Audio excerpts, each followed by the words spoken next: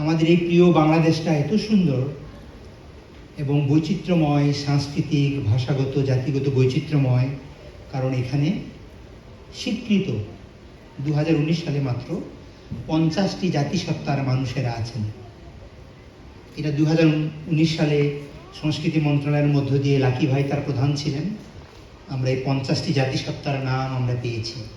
তার মধ্য থেকে আজকে 13টি জাতির শিল্পীরা সংস্কৃতি, নাচ, গান পরিবেশন করবেন।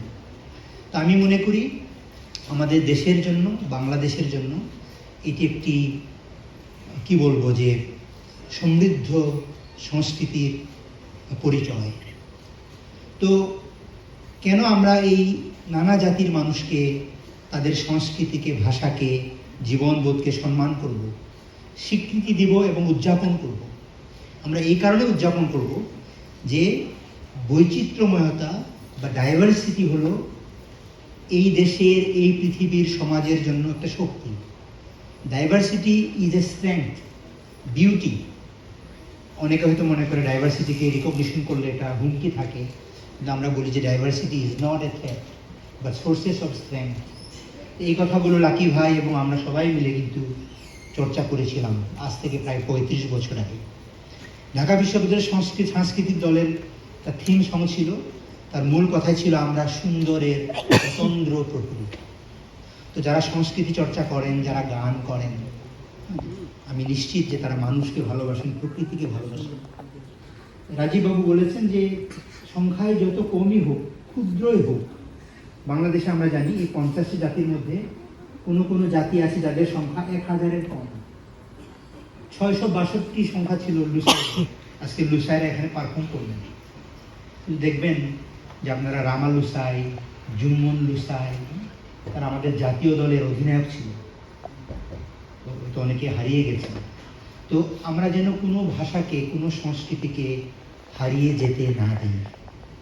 এবং সংস্কৃতির যে শক্তি, আমি মনে করি এটা কখনো কখনো, এটা রাজীববাবু বলেছেন, আমাদের 71-এর মুক্তিযুদ্ধ, সাংস্কৃতিক যে বিপ্লব, সাংস্কৃতিক যে আন্দোলন, তো সংস্কৃতি অনেক সময় আমি মনে করি রাজনীতির থেকেও শক্তিশালী। আমি একবার পড়েছিলাম যে বলা হয়েছিল যে সংস্কৃতিবিহীন মানুষের পরিচয়, এটা একটা কঠিন বিষয়। যে a man, A zebra without stripe,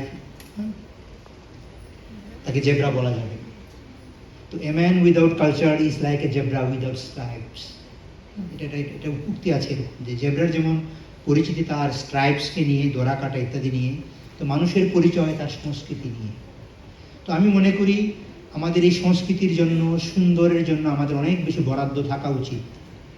এই যে আপনারা আজকে যাদেরকে দেখবেন, 13টা জাতির আমাদের ছেলেমেয়েরা, তরুণ তরুণীরা যারা নৃত্য পরিবেশন করবেন, আমি মনে করি আমাদের এই বাংলাদেশকে তারা অনেক বেশি বর্ণ বৈচিত্র্যময়, সাংস্কৃতিক বৈচিত্র্যময় করে গড়ে তুলবেন। আমি দীর্ঘায়িত করব না। ওই যে যদি বলা হয় যে যদি আমরা এই জাতিগুলোকে, তাদের ভাষা সংস্কৃতিকে স্বীকৃতি না দেই এবং উদযাপন না করি, তাহলে কি হয়? এই ভাষাগুলো হারিয়ে যায়, এবং ভাষা হারিয়ে গেলে মূল্যবোধ হারিয়ে যায়, সেই ভাষার নলেজ, ইন্ডিজিনাস নলেজ হারিয়ে যায়। আমি প্রথম আলোতে অনেক কলাম লিখেছি এক সময়। আমি একটা বই নিয়ে এসেছিলাম, আমি এখানে আনতে ভুলে গেছি, আমার স্ত্রীর কাছে আছে। আমার বইয়ের নাম ধরিত্রী আমার নয়, আমি ধরিত্রীর। মানে এই পৃথিবী আমার নয়, আমি এই পৃথিবীর। যদি আমরা এরকম চিন্তা করতে পারতাম যে এই নদী আমার নয়, আমি তার, এই বন, এই পাহাড় আমার নয়, আমি তার, আমি যে মেয়েটিকে ভালোবাসি, যে নারীকে আমি ভালোবাসি, সে আমার নয়, আমি তার। কিন্তু আমাদের এই পুঁজিবাদ বা এই যে বর্তমান সমাজ ব্যবস্থা আমাদের কেমন করে গড়ে তুলে যে এই নদী আমার, এই ভূমি আমার, এই পৃথিবী আমার, এই সম্পদ আমার, আমি যে মেয়েকে ভালোবাসি তুমিও আমার, এবং তারপর তাকে আমরা দখল করার চেষ্টা করি, তাকে আমার নিজের আয়ত্তে আমিত্ব করি। কিন্তু আদিবাসীদের জীবনে, ইন্ডিজিনাস পিপলস যাদেরকে আমরা বলি, তাদের জীবনে এই ধরিত্রীকে, নদীকে, পাহাড় পর্বত, জীববৈচিত্র্যকে ভালোবাসবার সংস্কৃতি ছিল। তাহলে যদি তাদের সংস্কৃতি হারিয়ে যায়, ভাষা হারিয়ে যায়, তাদের এই গল্পগুলো হারিয়ে যাবে, যে গল্পের মধ্যে প্রকৃতিকে, নদীকে, পাহাড় পর্বত, অরণ্যকে ভালোবাসবার সংস্কৃতি ছিল। এই যে আমরা এখন জলবায়ু পরিবর্তনের কথা বলছি, পৃথিবীতে জলবায়ু পরিবর্তনের কারণে নানা রকম প্রাকৃতিক দুর্যোগ হচ্ছে, এই কথাগুলোর সমাধানও এই ইন্ডিজিনাস পিপুলসদের যে ওয়ে অফ লাইফ, জীবন বোধ, সেটা ছিল। মহাশ্বেতা দেবী বলতেন যে কে এতকাল পাহাড় পর্বত নদী এগুলোকে রক্ষা করেছে? এই মানুষেরা। কারণ প্রকৃতির সঙ্গে তাদের ছিল কানেক্টেড বা অঙ্গাঙ্গিভাবে জড়িত একটি সংস্কৃতি। All is connected, all things are connected. মানুষ মানুষের সঙ্গে যেমন যুক্ত, মানুষ প্রকৃতির সঙ্গেও যুক্ত। এ কারণে আপনারা দেখবেন যে এই মানুষেরা তাদের ভূমির, পাহাড়ের, বনের দলিল করে না, কখনোই দলিল করে না বা রেজিস্ট্রি করে নাই। তাদের কথা আমি কেন রেজিস্ট্রি করব? আমি তো তার মালিক নই। The mother earth does not belong to me, I belong to mother earth.